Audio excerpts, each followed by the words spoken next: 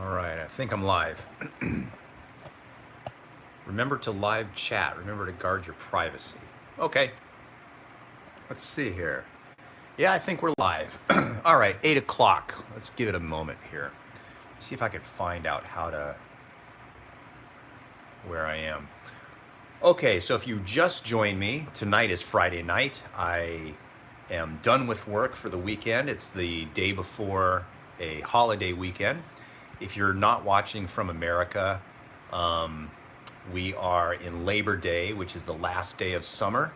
And Labor Day was always kind of a bittersweet time for me as a child because, of course, it was the last day of summer. That weekend, your mother always forced you to go shopping for school clothes, which you hated, but you got to go to the beach for one last hurrah before school started, so it was always very cool. This weekend, at least where we are, it is going to be crazy hot, and it's going to be really hot. I haven't even decided if I'm going to ride tomorrow or not. I probably will ride tomorrow, but the Sunday, it's going to be like 102 degrees where I am. And I was thinking of actually going to the beach and paddleboarding instead. And if you've ever tried paddleboarding, it is quite difficult, and it's a great workout. And so I'm hoping I can go paddleboarding on Sunday. Then Monday is Labor Day, no work, so I'm not going to be seeing any patients. So if you just joined me and you're watching, welcome. Let me know in the comment section down below where you're from, and if you have any questions that you want to ask, you're more than free to ask any questions. I'd be happy to answer them. I'm going to go into my channel so I promised some people that I would answer their questions here. A lot of questions this week. I couldn't get to them all, so it's the way it is. But the topic of the discussion today was anxiety, depression, and blood pressure. And it's fascinating to me. When I first started in practice, you just didn't see a whole lot of people with anxiety. Anxiety disorders just kind of didn't cross people's minds. There was no one on medication. You never saw anyone hardly for anxiety. And then I'm going to say probably about 12 years ago, people started really coming in, and everybody brings their list of drugs that they're on, and anxiety medications were becoming more popular. In fact, I had a patient that I've seen for a number of years now. When he came in, I thought he had Parkinson's disease. He's just kind of, shaking like this. And, if a patient, you don't want to ask a patient if they have Parkinson's. It's kind of like asking someone, hey, are you pregnant? And, but after a while, I started asking him, so what did the doctors say that you have? And blah, blah, blah. He finally told me. And I said, they never mentioned Parkinson's, huh? But the shaking was from the drug Abilify. And what ended up happening in his situation is one of the side effects of Abilify is tremors. And he literally is like this. And he told me that he regrets ever taking that medication because he has these uncontrollable tremors. And even if he stopped the medications, those tremors are going to be with him for the rest of his life. So made me start thinking about, well, wow, was this drug really worth it? And a lot of patients have depression, a lot of patients have anxiety, a lot of patients have also blood pressure, which interestingly enough tends to coincide with all these other things. So no one is ever going to, I noticed the lighting isn't very good. Hold on one second, let me turn on a light.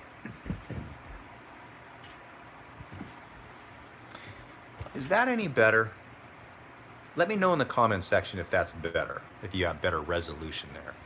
Okay, well, we'll do what we can. So, anywho, so the situation is you start wondering, why are so many people having these problems? And we have everything that we could ever want. It's not material things. And there's been quite a bit of research on depression and anxiety and blood pressure.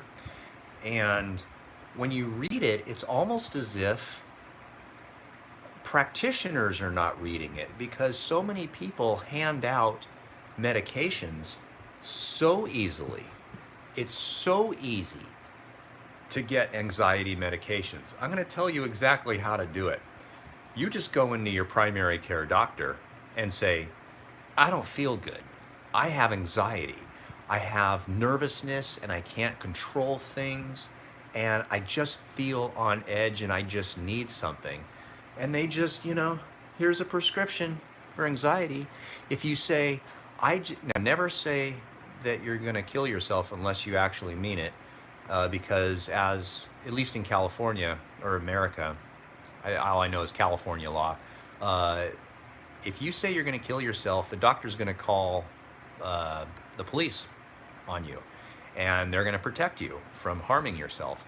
But if you say, I'm depressed, I have depressed feelings, I have anxiety, prescription, okay? And when you read some things about anxiety and depression, what you find is that certain things can significantly reduce your need for medication. Two of them, of which we were told in California not to do this particular weekend. Number one, sun. It is very difficult to, right now, because of the disease that shall not be named, to go out in the sun. We're being told this weekend that it's going to be 95 degrees tomorrow, it's going to be 102 the next day, and then it's going to be like 95 the following day. But please stay indoors, don't go outside, don't gather, and wear a mask, and hide, and hide, and hide, and hide. Fear makes you have anxiety and depression. Sunlight actually can really help with depression. And the evidence is out there, but it's almost like, when was the last time your doctor said, now wait a minute, have you been stuck indoors for 6 months and you're depressed? Go outside. No one talks about that. The second thing is with exercise. Now, most of the research has been on aerobic type of exercise, where you do something repetitive, usually outdoors, swimming, walking, running, jogging, hiking, cycling, canoeing, paddling, whatever floats your boat. And what they found is that exercise can significantly help with depression. In fact, they've taken people on medication with depression and had them start a regular exercise routine, and sure enough, they need about 50% less depression medication. And why is this not talked about? How come no one's saying this? So let me know what your opinions are on why doctors don't explain this to you. It's clearly out there. It's not like it's a hidden secret that you have to learn on YouTube from a chiropractor. You know what I mean? So what is your opinion on why this information has been researched but no one seems to talk about it? So let me know down there. Now, all of this, of course, relates to blood pressure, because as soon as you have anxiety, your depression goes up, you seclude, blood pressure goes up. You very seldom do you find someone who is eating healthy and the emotional component plays a role in lowering their blood pressure. Their blood pressure always goes up. So what ends up happening is you have a situation where you have a patient that's given 2 or 3 medications for anxiety, 2 to 3 medications for blood pressure, depression. These things affect our blood pressure, and now you've got medication on top of that for your blood pressure. Suddenly you're not healthy anymore.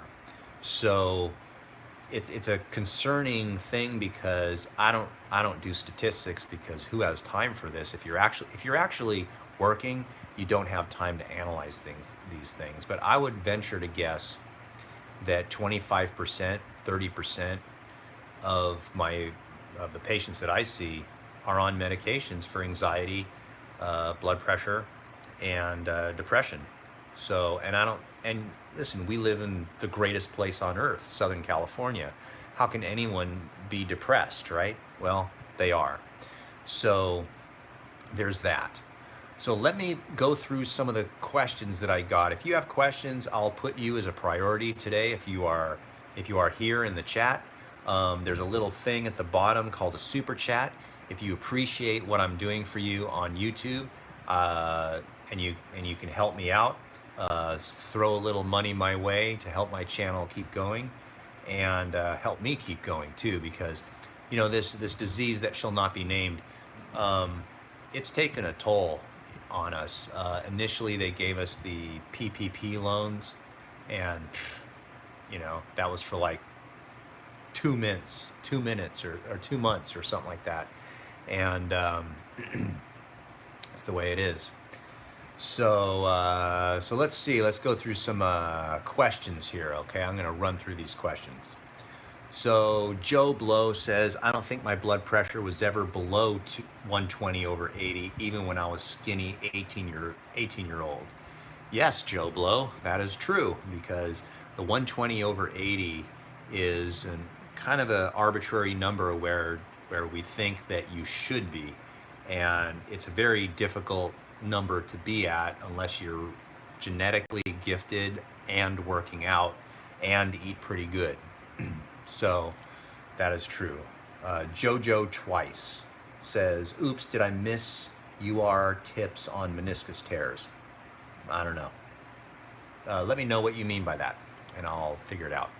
Okay, so the next question I was going to go through here is, this guide has allowed me to reduce my high blood pressure. Oh wait, that's a sales thing. Okay, we get a lot of spam on my channel. Let's see. CJ Lively says, I've got 2 really bad tears scheduled for surgery, and I dread it, but I look forward to healing. So you're talking about rotator cuff tears. Yeah, so if you've tried everything natural to try to help the tears and they're not healing and you need surgery, sometimes people need surgery. So best of luck to you. Dan R says, American cheese, American yellow cheese, ew. Yeah, I don't know where you're from, so sometimes people do this. Oh, okay, so any non-surgical ways of helping meniscus tears? The answer is yes.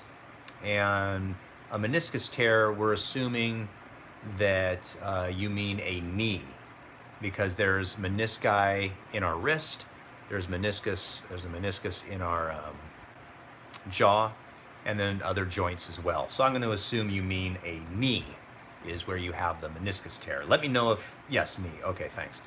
So there are ways. So what happens is this, that sometimes you'll have a tear of the meniscus, and it's actually on the outside portion of the meniscus.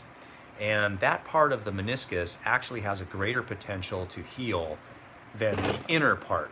So if it's the outer part, there's these ligaments called Sharpie's fibers. And what happens is those things will tear or strain, and then the meniscus can actually get little fibrous tears in it. And the way to heal that is a couple ways. Number one, what I do is I do cross-friction massage on the Sharpie's fibers. So you need to know where those are, and if you go across the fibers, and what I mean by cross fiber is if the fibers go this way, you're going across them. You do not want to go this way because you'll further pull them apart, and that's bad. So you need someone that knows what they're doing, like a sports chiropractor, to go cross friction to those Sharpie's fibers. and that will create more blood flow to that area. And if you create blood flow, which carries oxygen and nutrients to the outside part of the meniscus, you can actually heal those tears quite well. The second thing is I would use cold laser therapy, a class 4 cold laser therapy. I have 4 lasers in my office. Only one of them is a class 4. So I would use that particular laser on the meniscus. Now, if that does not work, what you can do is you can do things where you would go to a doctor and they would do either like a prolotherapy, a PRP, or a stem cell. Basically, all three are essentially the same technique, but different in many ways. And the doctors will very often try to have you do stem cells because that's the new thing. But years ago, prolotherapy was all they had, and it worked just fine. So that's what I would do. Now, if the inside part of the meniscus is actually torn, and it's torn really bad, and it's called a bucket handle tear, where then you're screwed, because there's no way to heal that naturally. Those just don't heal. It would almost be like a hangnail and saying, well, how do I heal it naturally? You have to cut it off. So in that particular case, you would need surgery. And hopefully that helps you, Jojo Twice. If you can, if you do appreciate, this is for everybody who's watching, if you do appreciate what I'm saying and doing for you on YouTube, I would appreciate if you could join either my Patreon or do a super chat and donate to the channel. Okay? So let's see here. Ratnesh says, hello doctor, I like your tips. I feel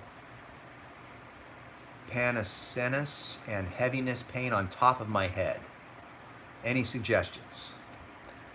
You feel pain and heaviness on top of your head. From what? You got to tell me from what. And let me know why you're having that. Do you have a pinched nerve in your neck? You know, that type of thing. Okay, you're asking me, why do you have heaviness? I can't, you need to read the disclaimer, by the way, at the bottom. I can't diagnose you over the phone. I can't analyze you and feel your neck or feel your head or see you. We do phone consultations over the phone for more detailed advice, but there's no way that I would be able to, over live internet, tell you why you feel heaviness on top of your head. Someone says, brah, I have blood pressure. Should I stop eating bread and chicken? Not necessarily, if that's the reason why. You know, bread, I think what you're asking is bread. Does bread cause high blood pressure? Some people say yes, some people say no. I personally don't eat bread, but the thing is that many people find the more carbohydrates you eat, the more likely your blood pressure would go up. So there's that. Oh, by the way, so one of the interesting things of how do you create, if you were to take a healthy person, healthy meaning healthy in their mind, no depression, no anxiety, how can you make them have anxiety? That's a good question. I have a theory, and I'm going to tell you right now. The theory is I would create doubt in your mind. That's what I would do. So if you yourself were totally normal, and I said to myself, how can I make this guy anxious? And how can I give him anxiety? And how can I give him depression over a period of time once that anxiety builds up? What I would do is I would what's called gaslight you. I would make you feel insecure about what you're actually thinking. And so if you had an opinion about something and you said, oh, I have, let's give a good example. If you said, I feel beautiful today, and I said to you, you do? Huh. It's almost funny to do that, right? So I would create doubt in you, right? So if you felt good about your body and you felt good about yourself and you were pretty happy, and I said, really? Well, I guess some people feel that way. You see, what I just did is I'd create doubt in you.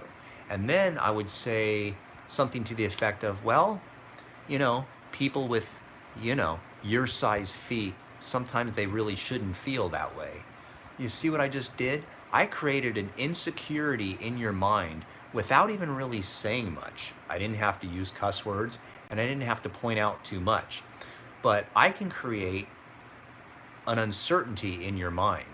And that's exactly what social media does, is anytime you feel good about yourself, just go on social media, and within a half an hour, you're gonna feel like crap, aren't you?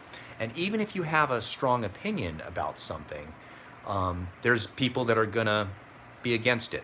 So for example, if I think bananas are healthy, you think bananas are bad for you. If I think almonds are healthy, you think almonds are bad for you. And all you have to do is get on YouTube, produce a video, and say something like, everybody is entitled to happiness, to health, and to health insurance. Let's use that.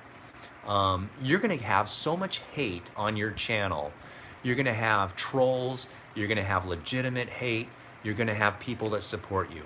But the thing is, you're going to question yourself, and you're going to create a situation where the anxiety level starts to go higher. And then, as time goes on, depression will start to hit. How many people are on social media a lot and they actually feel better about themselves? Not many. But if I were going to try to create anxiety and depression in another human, what I would do is I would gaslight them. And that's exactly what seems to be occurring a lot right now, especially on social media, especially right now also on the disease that shall not be named. There was a thing that went out yesterday, a couple days ago, on the Center of Disease Control that gave a certain percentage of people that actually had it. And the people that didn't like that statistic, man, they were on top of it. They were blasting it down and making sure that it was not scientific and all these different things, like everybody was wearing paper hats. So guess what? That's called gaslighting. There's an old saying, there's lies, damn lies, and statistics. So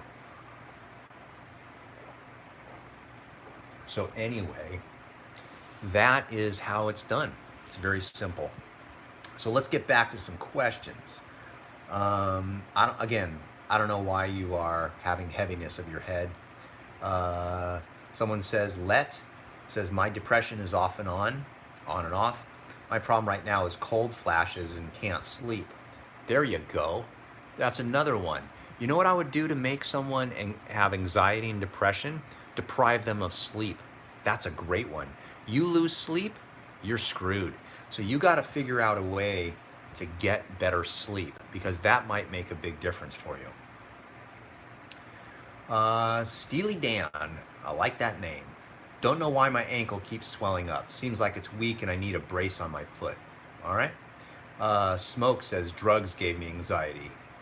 Prescription drugs or drugs? I don't know. Okay, so Sakthi Vel says, is 125 over 90 a cause of concern, or is it just normal? That is a very good question. The answer is, according to our guidelines, I don't know what country you're in, 120 over 80 is what you want it to be. Anything above that raises a level of concern. So you start to get into that hypertensive area.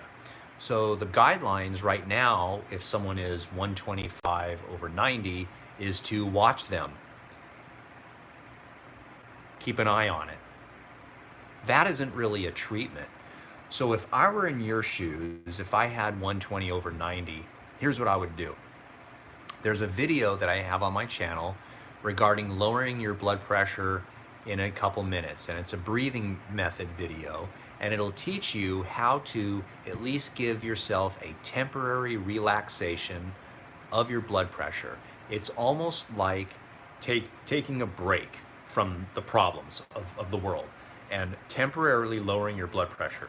And what it does, it to teach you whether, number one, stress is a cause of your blood pressure. If it is, the breathing is going to work. And if it is, now you know you want to practice it every single day. So just like brushing your teeth, if you brush your teeth every day, you have long-term effects. If you brush your teeth just once, it doesn't work. You have to do it every day. So do the breathing technique every day. Secondly, what I would do is I would radically change my diet. And all you have to do is just go to my channel, type in blood pressure diet, and there's all types of advice on what to eat with that. The second thing is you would go on my channel and type in exercise and blood pressure, and it'll explain exactly what type of exercises you should be doing. So in other words, don't do heavy weightlifting. Not good for high blood pressure. So hopefully that helps you.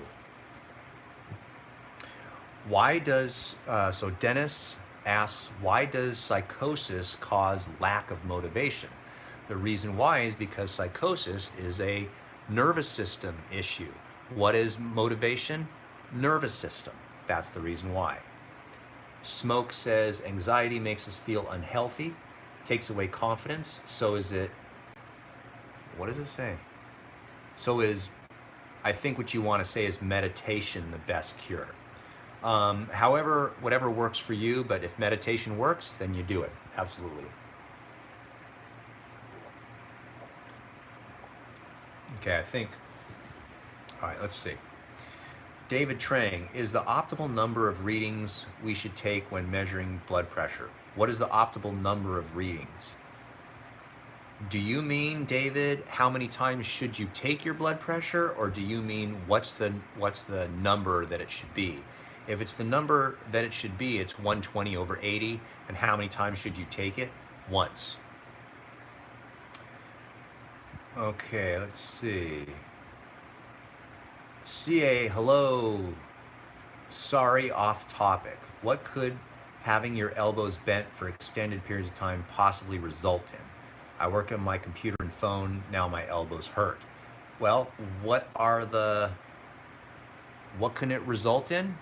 Elbow pain. So you just figured that out. So what you need to do is find a way. What I tell people to do is set your timer on your phone.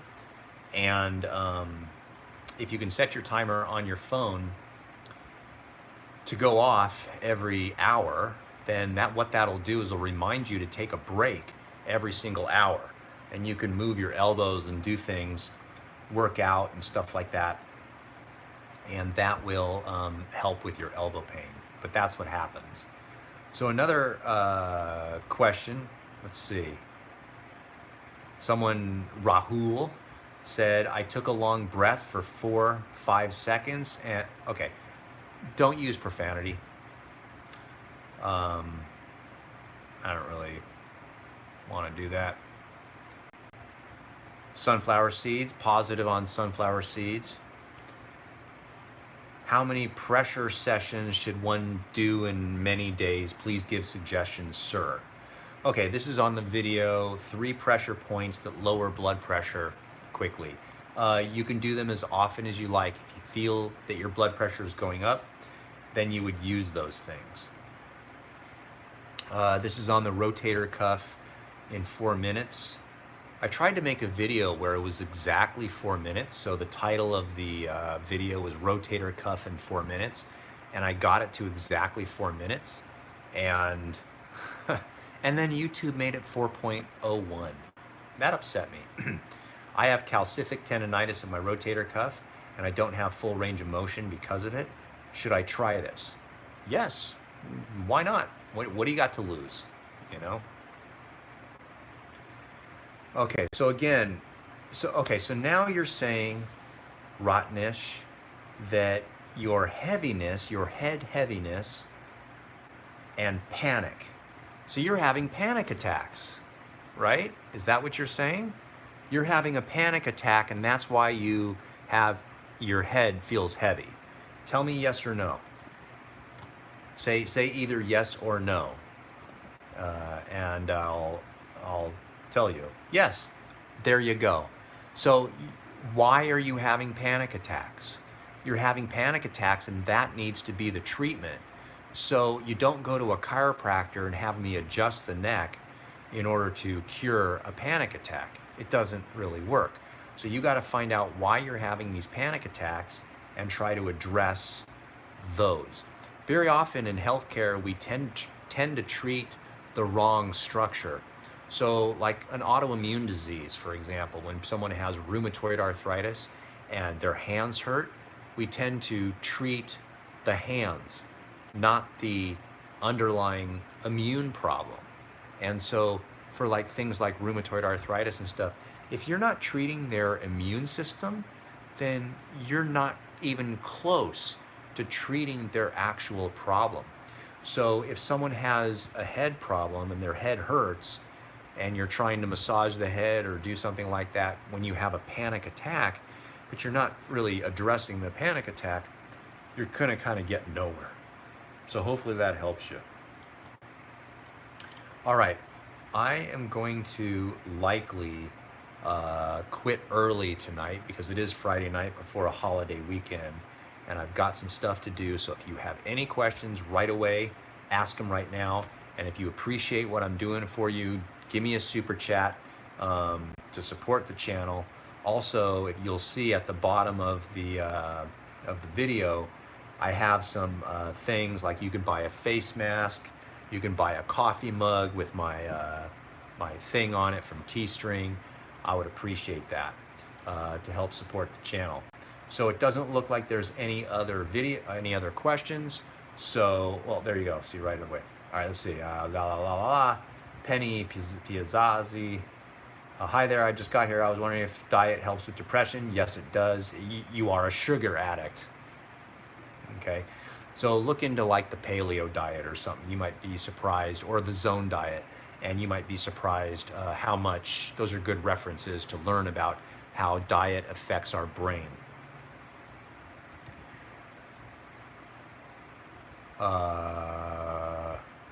Where can I go accept prescription drugs? Well, I don't know what country you're in. So I'm in America. So unfortunately, where do you go? If you don't want to take prescription drugs for your panic attacks, you go to a psychiatrist or a psychologist and have them try to help you. Have you ever successfully treated tinnitus? Yes, I have. In fact, I had, I think, 3 patients this week. And so far, so good. Okay? All right, guys. Thanks for watching me on this video. I do appreciate it. I'm going to have more videos next week.